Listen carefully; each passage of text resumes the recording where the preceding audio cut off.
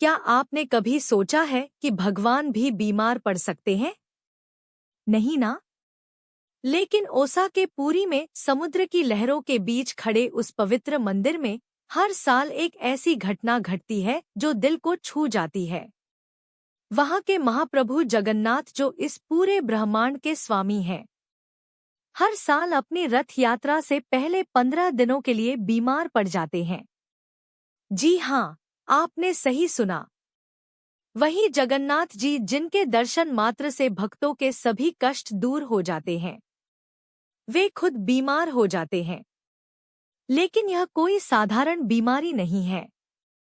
यह है उनके असीम प्रेम की कहानी। एक ऐसी कहानी जो हमें सिखाती है कि सच्चा प्रेम क्या होता है। नमस्कार प्यारे दर्शकों, एक बार फिर आपका स्वागत है हमारे YouTube चैनल जीवन की बात में।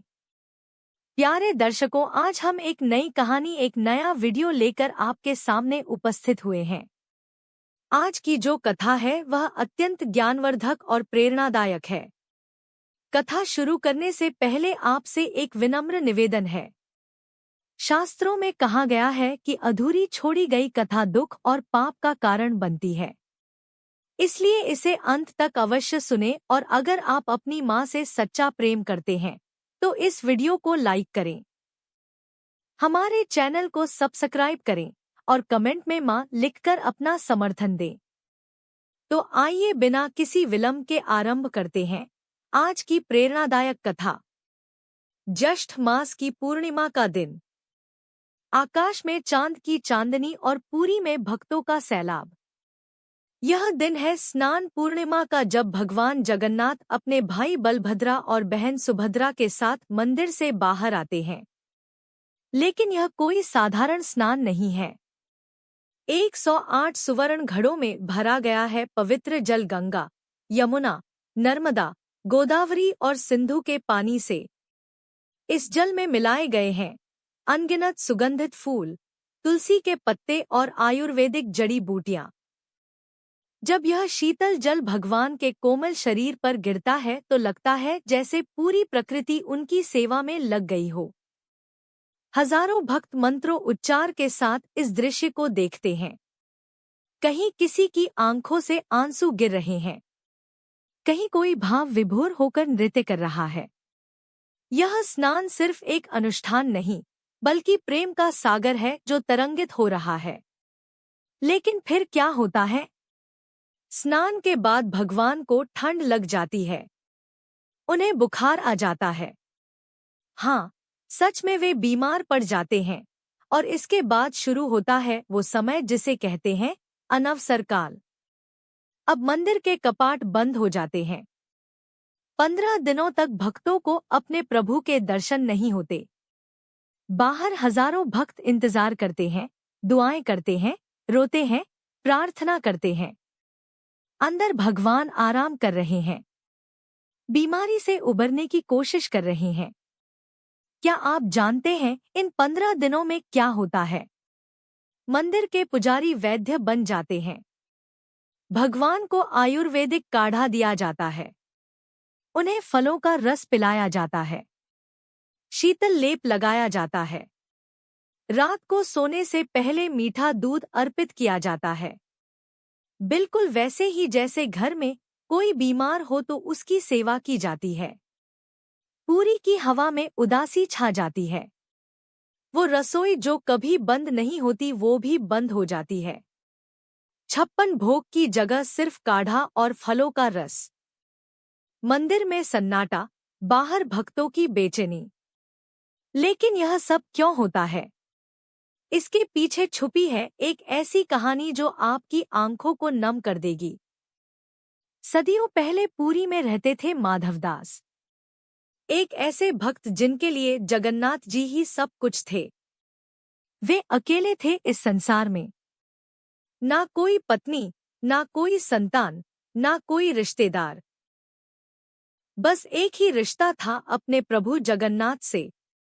माधवदास का हर दिन शुरू होता था भगवान के दर्शन से। वे घंटों मंदिर में बैठकर भजन करते, प्रभु से बातें करते जैसे कोई अपने सखा से करता है, और आश्चर्य की बात यह थी कि भगवान भी उनसे बातें करते थे। हाँ, सच में वे उनके साथ खेलते हंसते, यहाँ तक कि शरारतें भी करते थे। माधव दास की खुशी का कोई ठिकाना नहीं था।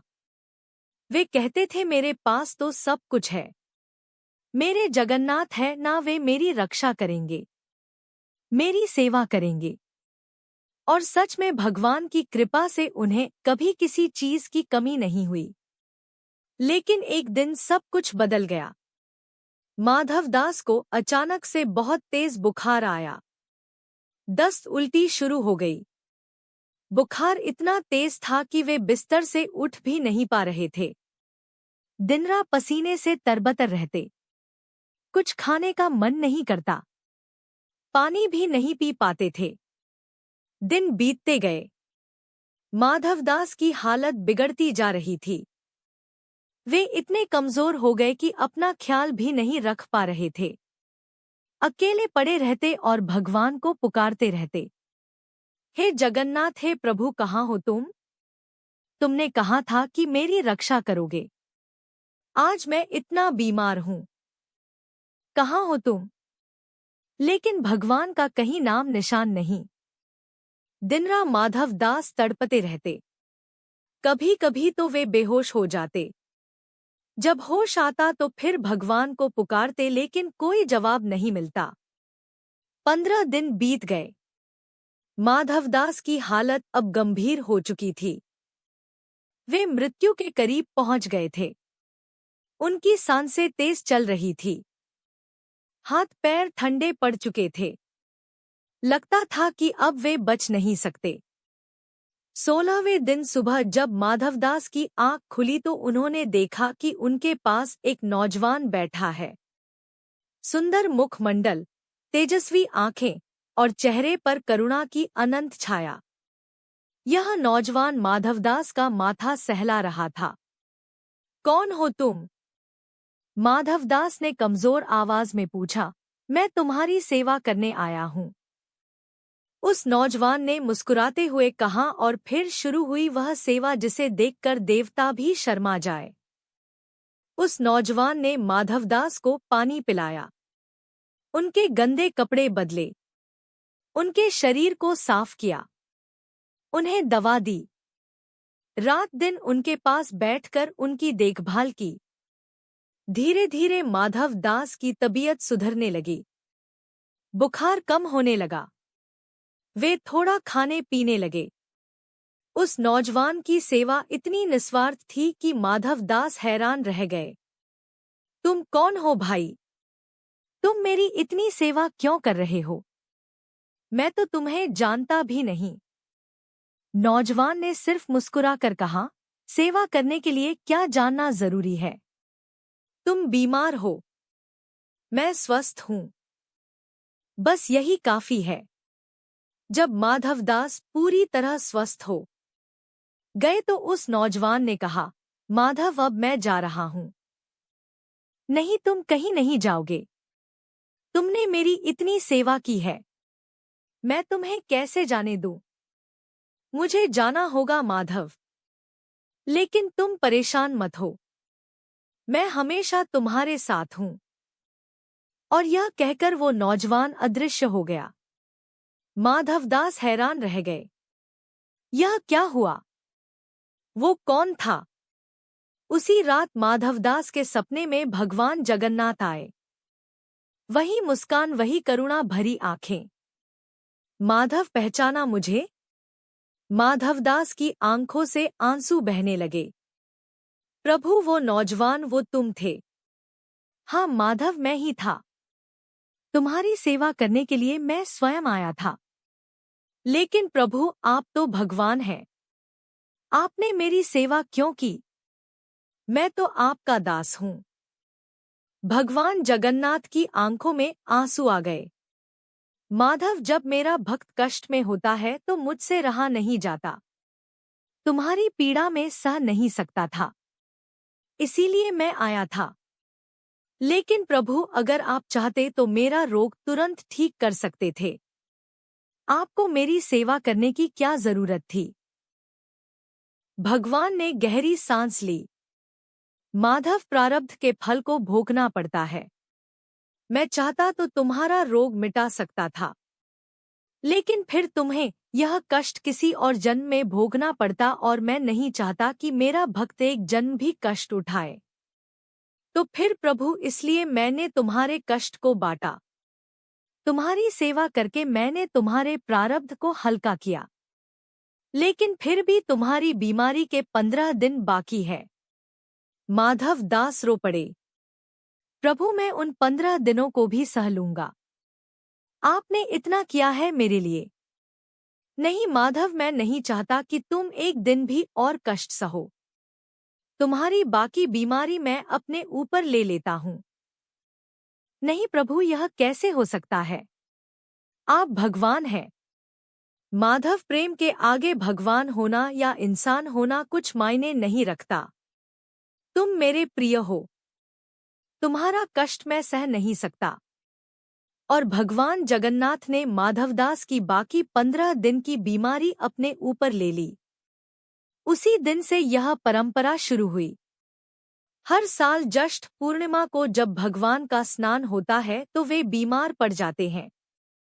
15 दिन तक वे अपने भक्तों के कष्टों को अपने ऊपर लेते हैं। यह कोई काल्पनिक कहानी नहीं है, यह सच है। आज भी पुरी में यही होता है। स्नान के बाद भगवान को सर्दी बुखार हो जाता है। मंदिर के कपाट बंद हो जाते हैं। वैद्य आकर भगवान की जांच करते हैं। उन्हें दवा दी जाती है, काढ़ा पिलाया जाता है। 15 दिन बाद जब वे ठीक हो जाते हैं तो नेत्र उत्सव मनाया जाता है। भगवान की आंखें खुलती है। वे फिर से अपने भक्तों को दर्शन देते हैं और फिर शुरू होती है भव्य रथ यात्रा। आज जब हम इस कहानी को सुनते हैं तो कई सवाल मन में आते हैं। क्या सच में भगवान बीमार पड़ सकते हैं? क्या वे दर्द महसूस कर सकते हैं? जी हाँ, वे कर सकते हैं, क्योंकि प्रेम के आगे कुछ भी असंभव नहीं। जब आप किसी से सच्चा प्रेम करते हैं तो उसका दुख आपका दुख बन जाता है, उसकी खुशी आपकी खुशी बन जाती है। भगवान जगन्नाथ हर साल अपने भक्तों को यह संदेश देते हैं कि वे हमारे कष्टों को समझते हैं। वे हमारे दुख में हमारे साथ हैं। जब हम बीमार पड़ते हैं तो वे भी बीमार पड़ जाते हैं। जब हम दुखी होते हैं तो वे भी दुखी होते हैं। यह है उनका अनंत प्रेम। यह है उनकी असीम करुणा। इन 15 दिनों में पुरी के मंदिर में क्या होता है, यह जानना भी दिलचस्प है। सुबह जल्दी वैद्य आते हैं। भगवान की नाड़ी देखते हैं, बुखार चेक करते हैं। फिर उन्हें विशेष काढ़ा तैयार किया जाता है। तुलसी, अदरक, काली मिर्च, हल्दी और अन्य जड़ी बूटियों से।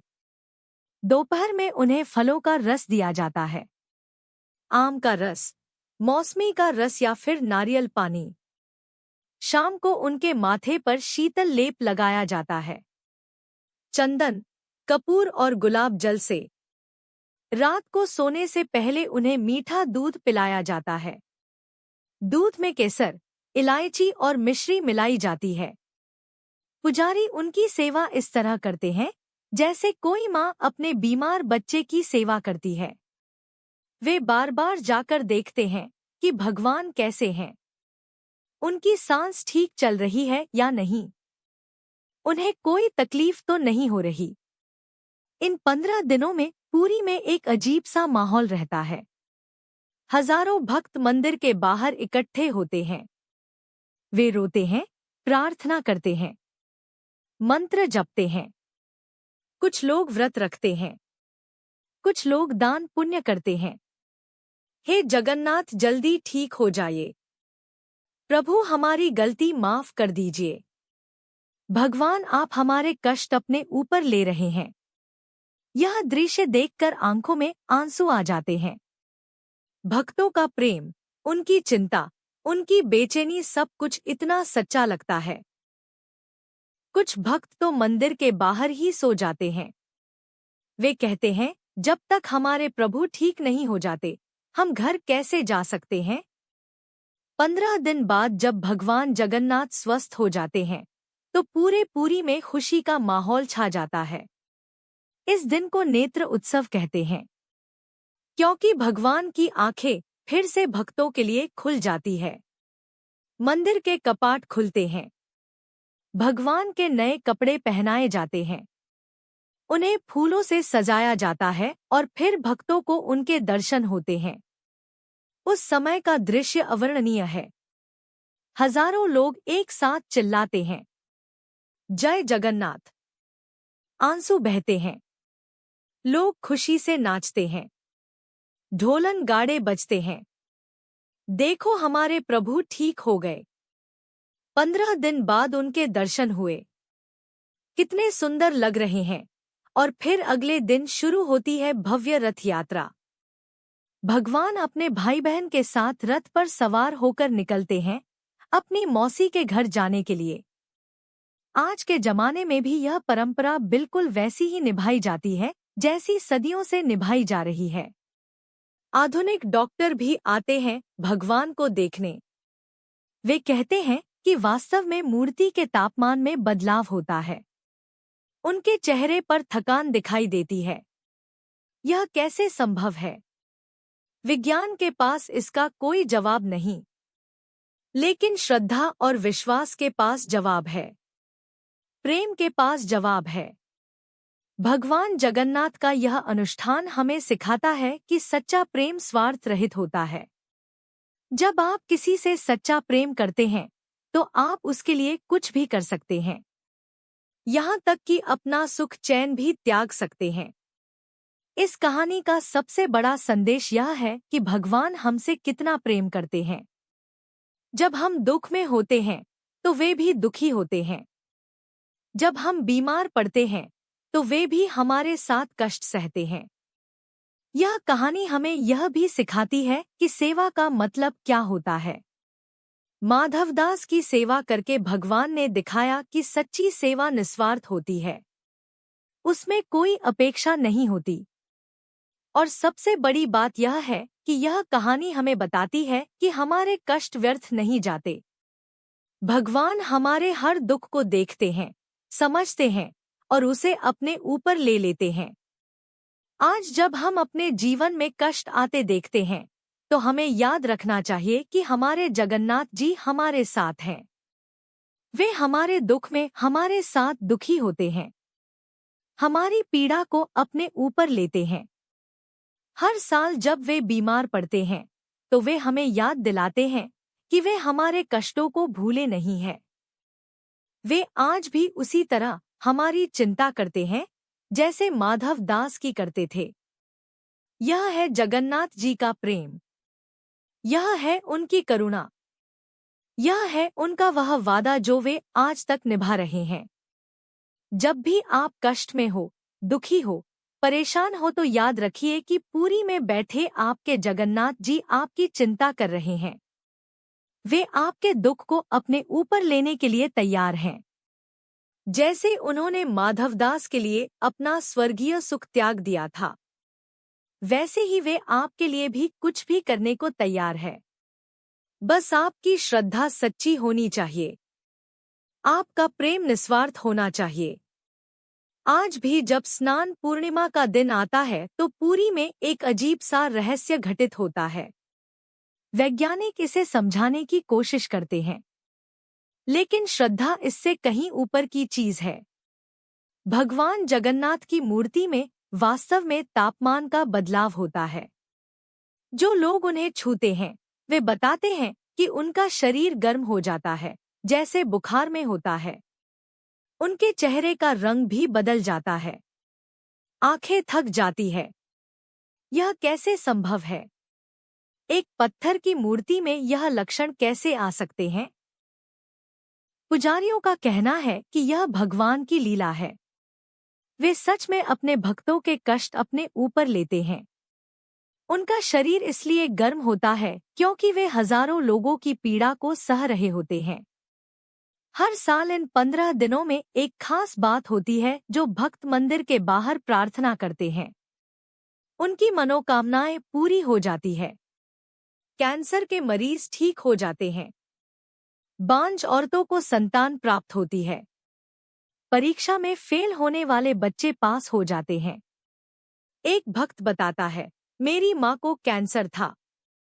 डॉक्टरों ने जवाब दे दिया था। उस साल अनवसर काल में मैं रोज मंदिर के बाहर बैठकर रोता था। मैं कहता था, प्रभु आप मेरी माँ का दुख अपने ऊपर ले लीजिए।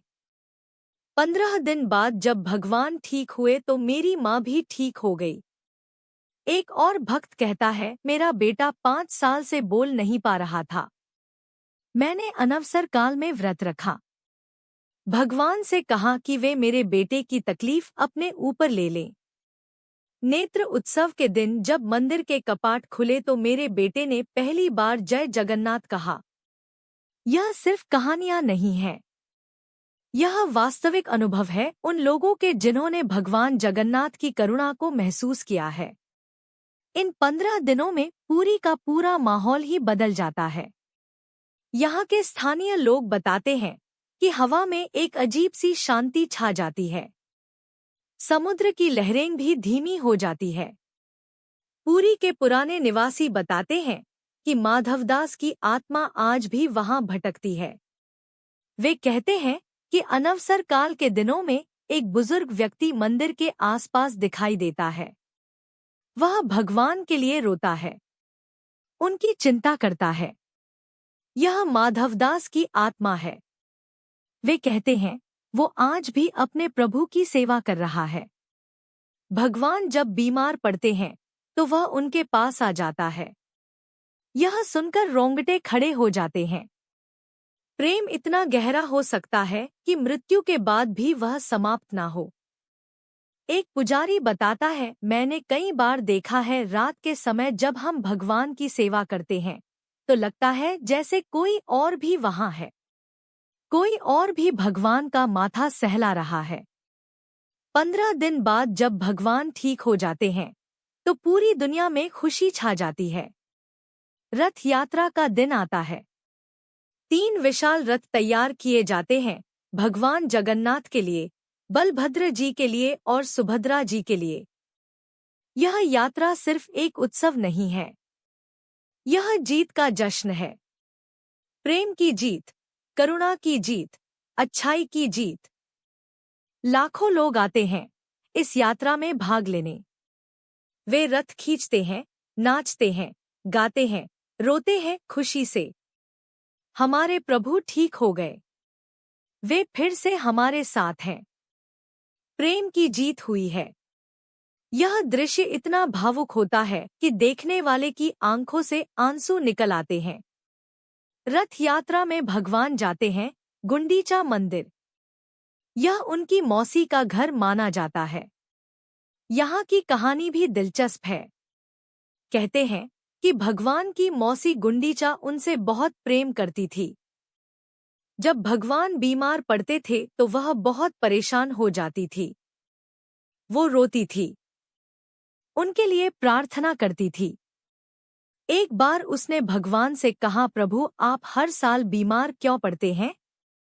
मुझसे आपकी बीमारी नहीं देखी जाती।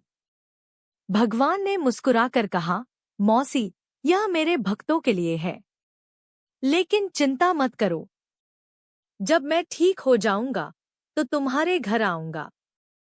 तब से यह परंपरा है कि भगवान अपनी बीमारी के बाद मौसी के घर जाकर विश्राम करते हैं। वहां वे 9 दिन रहते हैं। मौसी उनकी सेवा करती है, उन्हें स्वादिष्ट भोजन कराती है। यह है रिश्तों का प्रेम, यह है पारिवारिक स्नेह। भगवान भी हमारी तरह रिश्ते नाते निभाते हैं। 9 दिन बाद भगवान वापस अपने मूल मंदिर लौटते हैं। इस यात्रा को बाहोड़ा यात्रा कहते हैं। यह यात्रा भी उतनी ही भावुक होती है। भक्त कहते हैं, प्रभु अब घर वापस जा रहे हैं। वे अपने भक्तों के पास वापस आ रहे हैं। लेकिन इस यात्रा में एक दुख भी होता है। भगवान फिर से 1 साल बाद बीमार पड़ेंगे। फिर से 15 दिन का इंतजार होगा। अगले साल भी यही होगा। भक्त सोचते हैं, प्रभु फिर से हमारे दुख अपने ऊपर लेंगे। यह चक्र निरंतर चलता रहता है, हर साल बिना रुके, बिना थके। पुरी के मंदिर का महाप्रसाद दुनिया भर में प्रसिद्ध है, लेकिन अनवसर काल में यह प्रसाद नहीं बनता। क्यों? पुजारी बताते हैं, जब भगवान बीमार होते हैं तो वे भोजन नहीं कर सकते, इसलिए रसोई बंद हो जाती है। लेकिन 16वें दिन जब भगवान ठीक हो जाते हैं तो पहला प्रसाद बनता है पना का। यह एक खास पेय होता है, दही, गुड़, केला और नारियल से बना। इस प्रसाद की खासियत यह है कि यह तुरंत ठीक कर देता है। जो भक्त इसे पीते हैं उनकी सभी बीमारियां दूर हो जाती है। यह वही प्रसाद है जो भगवान अपनी बीमारी के बाद खाते हैं। पुजारी कहते हैं, इसमें वह शक्ति है जो सभी रोगों को हरा देती है। यह परंपरा सिर्फ धार्मिक नहीं है, यह एक सामाजिक आंदोलन है। यह लोगों को संवेदनशील बनाती है, एक दूसरे की परवाह करना सिखाती है। पुरी में इन 15 दिनों में अपराध की दर 0 हो जाती है। कोई झगड़ा नहीं करता, कोई चोरी नहीं करता। सभी एक दूसरे का ख्याल रखते हैं। जब हमारे भगवान बीमार हैं, तो हम कैसे बुरा काम कर सकते हैं? लोग कहते हैं, यह है धर्म की असली शक्ति। यह लोगों को अच्छा इंसान बनाता है। भगवान जगन्नाथ का यह अनुष्ठान हमें सिखाता है कि प्रेम में त्याग होता है। प्रेम में कष्ट सहना पड़ता है। प्रेम में अपनी खुशी दूसरों की खुशी के लिए कुर्बान करनी पड़ती है। लेकिन यह कष्ट कोई बोझ नहीं है, यह खुशी है, यह संतुष्टि है। यह वह अनुभव है जो जीवन को सार्थक बना देता है। प्रिय साथियों, इस कथा के बारे में आपके विचारों का हमें बेसब्री से इंतजार रहेगा। अगर यह कथा आपके लिए प्रेरणादायक साबित हुई हो, तो कृपया इसे लाइक करें और इसे अपने प्रियजनों के साथ साझा करें। साथ ही कमेंट बॉक्स में जय श्री कृष्णा लिखकर अपनी भक्ति व्यक्त करें। इस वीडियो को पूरा देखने के लिए आपका दिल से आभार। जय जगन्नाथ।